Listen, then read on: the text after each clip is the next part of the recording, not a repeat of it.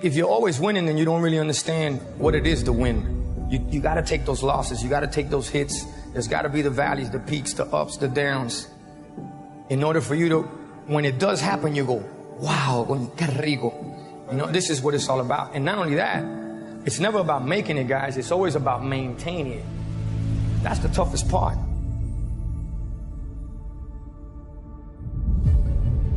You must have faith. You've got to believe in yourself. You've got to believe in your abilities. Successful people don't make the right decisions. They make all kinds of bad decisions because successful people have shadows too. The difference between successful people and others is that successful people make their decisions right. And making your decision right begins with taking full responsibility, ownership, and loving your destructive side, your shadow side. Your life is about taking full advantage of your happiness, and it's just that. It is your happiness.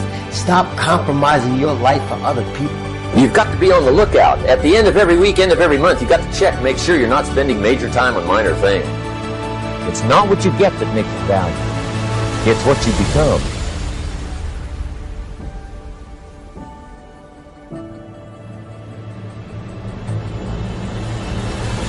Work harder on yourself than you do on your job. Develop the skills. Learn the lessons. Take the classes. Absorb all that is being taught to you these days. And then later on, of course, you can sort it out, what's valuable to you and how to refine it for your business and for your life and for your future. The main thing is to get it and start this process of personal change, personal development. I feel like we all have two battles or two enemies going on. One with the man across from you. The second is with the man inside of you. I think once you control the one inside of you, the one across from you really doesn't matter. I think that's what we're all trying to do.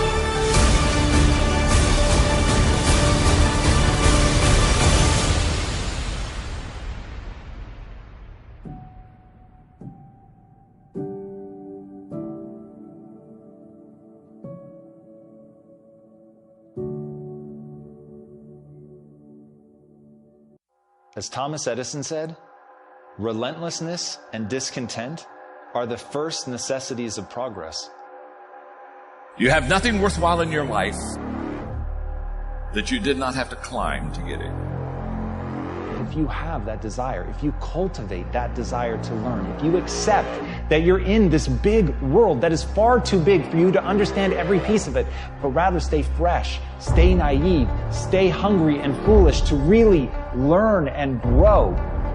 Look at you. You have to learn something new, something that you love and something that you can get training and coaching on from someone who's experienced and trained in that area to accelerate your growth and credibility and development.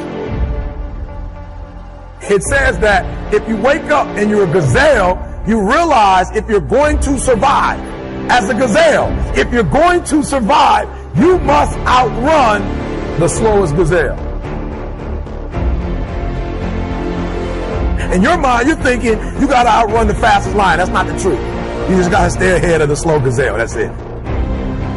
I want everybody out there to understand that the goal is not to feel okay, but in recognizing that you don't understand it all and putting yourself on this quest to learn obsessively, to get better, to fall in love with the actual process of gaining knowledge. If you stay hungry for that at all times and you don't calcify your... Every single day when you wake up, whatever it is that you do professionally, you better make sure you're not in the back of the pack. You gotta ask yourself, what's your why? What motivates you? What pushes you? What drives you? It doesn't matter that you fell. It doesn't matter that you embarrassed yourself. It doesn't matter that you made a mistake or that you look stupid. None of that matters. The only thing that matters is how do you think about it? At the moment that you focus in on what you want to do, that's when you begin to have energy to do it. And as David Livingstone said, I'll go anywhere, provided it be forward. even when you're making mistakes, even when you're falling down. In that, you can see that it's an opportunity, it's a lesson, it's something that you've learned. Even when you're running and you stumble and you trip and you scrape yourself all across the pavement, you're still moving forward. As long as you get back up, dust yourself off, and keep going. And if that thing is internal, if nobody has to call you, if nobody has to prod you, if nobody has to reward you, if nobody has to give you anything, if you are self-motivated and self-regulated, you can have it, you can be it, you can do it.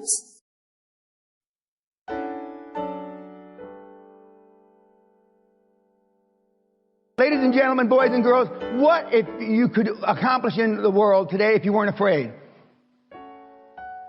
If you weren't afraid of what people thought of you, said about you, whispered about you, what could you accomplish? A lot more than you've accomplished today. A lot more. Why do we care what people think? Why do we care what people say? And more importantly, why do we care what people whisper? Because we have no self-worth. We have next to little self-esteem. And we have no self-confidence. And how do we get that way? Yes, mommy and daddy. Life expands and contracts with courage. When was the last courage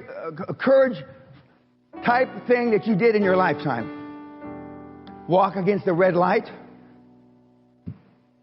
Whisper that your spouse, your significant other, is a bitch or a bastard? When was the last time you exhibited some courage? Some of you have to go back a long, long way. Some of you never. I said yesterday, I cannot believe that there are people in this audience that have never been spanked, never had a harsh word said to them by their parents, never got in a fight on the school grounds. I can't believe that. And you wonder why you are the way you are. Now, I'm not saying that being a high-performance person is beating the shit out of everybody, but it doesn't hurt. I don't think you determine what your purpose is. I think you discover what your purpose is. There's a difference. Determining indicates deciding. And I don't think you decide. I think if you go about it the right way, you discover it. Like there's some people that should be painting all day. They're great artists. I think Michelangelo was obviously a great artist, a great sculptor. I mean, that was his purpose in his life. Well, I believe my purpose is doing what I'm doing. Your purpose is why you get out of bed in the morning. Do you know why you get up? Your purpose is your reason for living. What you want to do is sit down and maybe take a pen and a pad and then ask yourself, what do I really love doing? We are surrounded by opportunity. They're everywhere you go. There is an abundance. There's no shortage of opportunity. We can win, and we can win in a big way. Now, when we lack awareness, we miss the opportunity. I used to always say that, you know, the trick is to be in the right place at the right time. I've been in the right place at the right time many times in my life, but I blew it. You know why? Wasn't aware that I was in the right place at the right. I had to look back at it. Think of it. There's something else. It's being aware that you're in the right place at the right time is not good enough. You've got to be aware that you're in the right place at the right time. So in that moment, the mind directs us. It's a protective mechanism. It saves us from doing bodily harm, or it really saves us from discovering that the mind's like, I want to be in charge of you. I don't want you to be in charge of me. So it tells you, let's just stop right here. But once you start breaking through that barrier and start breaking down that governor that you've put in your mind, because we forget we are in control of our mind. We believe it's the other way around. No, we put in our minds what we should do, but we believe our mind is telling us, it's giving us all this feedback. We have to reprogram it and tell us, no, we're good. We're good. This sucks, but it's okay.